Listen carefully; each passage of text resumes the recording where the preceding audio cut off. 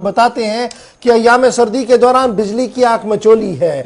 बिजली की आंख मचोली के साथ साथ जरूरी अशिया की किल्लत भी है। इस बीच इंतजामिया का बड़ा बयान भी सामने आया है और जम्मू कश्मीर इंतजामिया की तरफ से साफ कर दिया गया है कि पिछले 4 साल के दौरान बिजली की सप्लाई पर तकरीबन 25,000 करोड़ रुपया सर्फ किया गया है। जम्मू कश्मीर इंतजामिया का दावा है कि 25,000 करोड़ रुपया बिजली सप्लाई को यकीनी बनाने के लिए पिछले 4 साल के दौरान खर्च किया गया है और आने वाले दिनों में अब मुफ्त की बिजली लेने से परहेज करें। लोग पैसा दे, बिजली ले, निजाम को चलाने की कोशिश करें।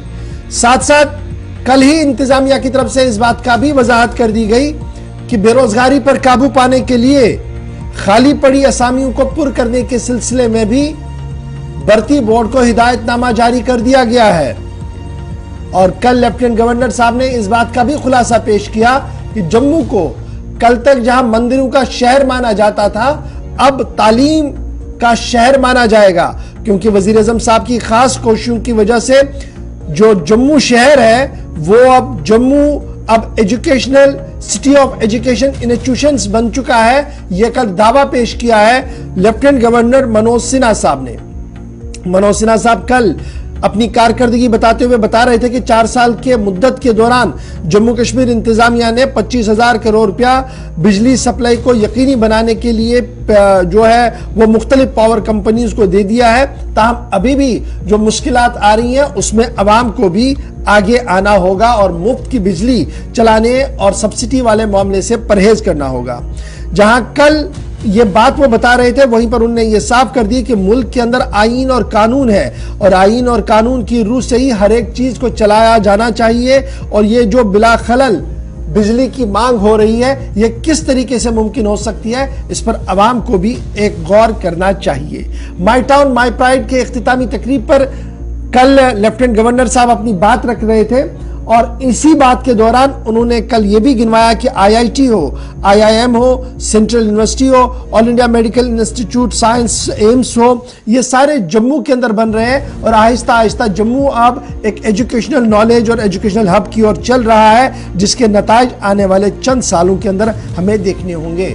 मास्टर प्लान की भी कल बात हुई है और कहा गया कि माई टाउन माई प्राइड का नारा सही है, लेकिन वेंडर्स को भी नजरअंदाज नहीं किया जाना चाहिए। जहां शहर की खूबसूरती को तरजीह बुनियादों पर लेना होगा, वहीं पर उन लोगों का भी ख्याल रखना होगा जिनका रिज़्क और रोजगार यहीं से चल रहा है। बेहतर सेवा तभी मिलेगी जब सेवा के लिए हम कुछ भुगतान करेंगे। वो युग अब देश से खत्म हो गया, या दुनिया से मैं कहूं विकसित देश है वहां भी खत्म हो गया कि मुफ्त की सेवाएं सबको नहीं मिल सकती।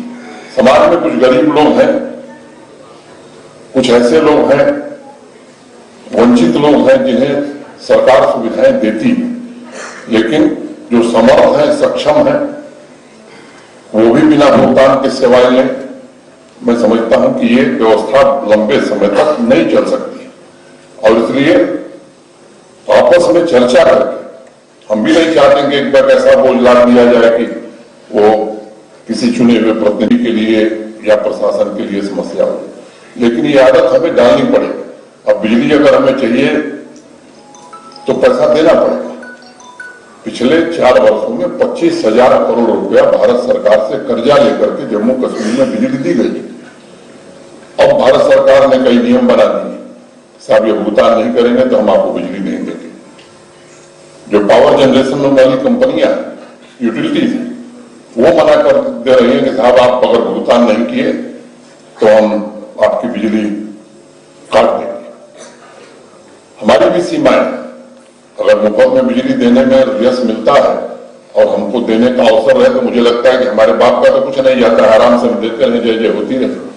लेकिन देश संविधान से चलता है, देश कानून से चलता है और मुझे लगता है कि इसका विचार हम सबको मिलकर के और खासतौर से चुने हुए लोगों को तो विशेष रूप से, ज्यादातर हमारे शहर पारंपरिक, उनकी विरासत को हम कैसे सहेज सकते हैं,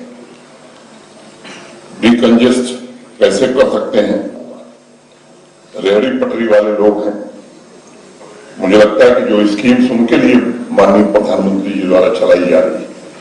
ये हमें विचार करना है, सरकार के अफसर काम कर रहे हैं, लेकिन ये हमारी भी जिम्मेदारी है कि हम सुनिश्चित करें कि हमारे मोहल्ले में जो रेहड़ी पटरी वाले हैं इस स्कीम का लाभ उन्हें मिल रहा है कि नहीं मिल रहा है। अगर कहीं गैप है तो उस गैप को कैसे जल्दी से जल्दी भरा जा सकता है। तो इस बात को समझते हुए राशन कार्ड, मुझे लगता है कि राशन मिलने में किसी को दिक्कत नहीं है। जो मेरी जानकारी है, परिवार बंटे हैं, लोग नया राशन कार्ड चाहते होंगे, लेकिन जितनी संख्या 4 से 16 हो गए तो 16 को राशन मिल ही रहा है। इसमें कहीं तक मैंने दिक्कत नहीं है कि 4 से 16 हो गए तो 4 ही को मिल रहा है, वो 12 को नहीं मिल रहा है। नहीं मिल रहा है तो आप जरा कृपा करके लिख के दीजिए कि कहा नहीं मिल रहा। मेरी जो सूचना है, राशन मिलने में दिक्कत नहीं, नए राशन कार्ड लोग चाहते होंगे तो वो जो सचिव है उनको इस बात का निर्देश दिया जाएगा और जिलाधिकारी डीसी जम्मू है, इनसे मेरी अपेक्षा होगी कि जरा विशेष।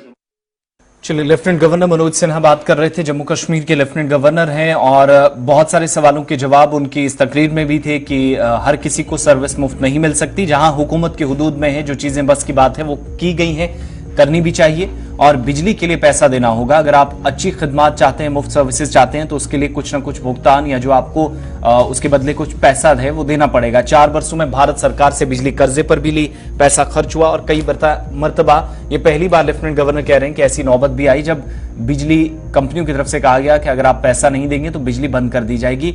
वहां पर जहां कहा जा रहा था कि बिजली की पैदावार गुज़श्ता बरसों के मुकाबले में इस बार बेहतर हुई है, पैदावार